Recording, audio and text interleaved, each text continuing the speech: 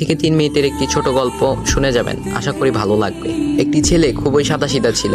সে একটি দোকানে চাকরি করত। ছেলেটির বেতন ছিল মাত্র 5,000 টাকা। ছেলেটির দোকানের সামনে দিয়ে প্রতিদিন একটি মেয়ে স্কুলে যেত। মেয়েটি প্রতিদিন বোরকা পরে যেত, কিন্তু প্রায়ই মুখটা খোলা থাকতো।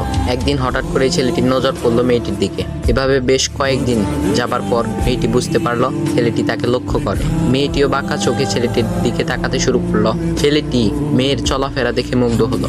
আফসোস করতে লাগলো, ইস, যদি আমিও আজ পড়াশোনা করতে পারতাম, তাহলে সাহস করে মেয়েটির সাথে কথা বলতে পারতাম। মেয়েটি বুঝতে পারলো ছেলেটি তাকে ভীষণ পছন্দ করে। তাই একদিন মেয়েটি ছেলেটির দোকানের পাশে দাঁড়িয়ে রইল।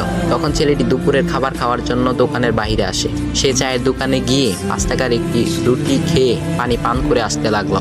তখন মেয়েটি তার কাছে গেল। তুমি ভাত খেলে না, রুটি দিয়ে পেট ভরবে?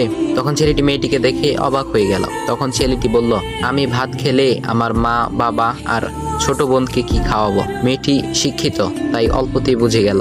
সে হাত ধরে বলতে লাগলো, তাহলে তুমি যে আমাকে পছন্দ করো, আমাকে কি খাওয়াবে? তখন ছেলেটি বলল, আমি তো তোমাকে আপন করে পাওয়ার জন্য দেখি না, কারণ সে যোগ্যতা আমার নেই। তবে এটা সত্যি যে তোমাকে দেখলে আমার খুব ভালো লাগে, তাই দেখি। মেয়েটি ছেলেটির কথা শুনে চোখের পানি ধরে রাখতে পারলো না। সে বুঝে গেল ছেলেটির চরিত্র ও ভাবনা অনেক সুন্দর। সেদিন মেয়েটি চলে গেল। বাসায় গিয়ে রাত্রিবেলা মেয়েটি অসুস্থ হয়ে পড়ল। পরে তাকে ডাক্তারের কাছে নিয়ে আসা হলো। বলা হলো মেয়েটার 2টি কিডনি নষ্ট হয়ে গেছে। তখন মেয়ের বাবা ফোন করলো তার বন্ধুর ছেলেকে, যার সাথে বিয়ে দেওয়ার জন্য সে পাগল। কিন্তু মেয়েটি তার বাবার পছন্দের ছেলেকে বিয়ে করতে রাজি না, কারণ সে ছেলেটি টাকা থাকলেও কি হবে, তার চরিত্র খারাপ, সে লোভী।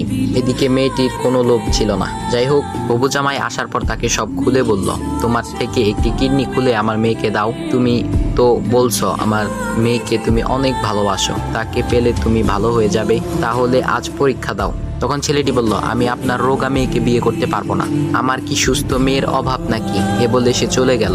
বাবা তখন কেঁদে কেঁদে মেয়ের কাছে সব খুলে বলল। মেয়েটি বলল, বাবা তুমি কেঁদো না, একটা পথ এখনো আছে, আমাদের সামনে মোড়ে বড় একটা দোকান আছে না, তুমি সেখানে যাও। সেখানে যে তাইয়ুব নামের একটা ছেলে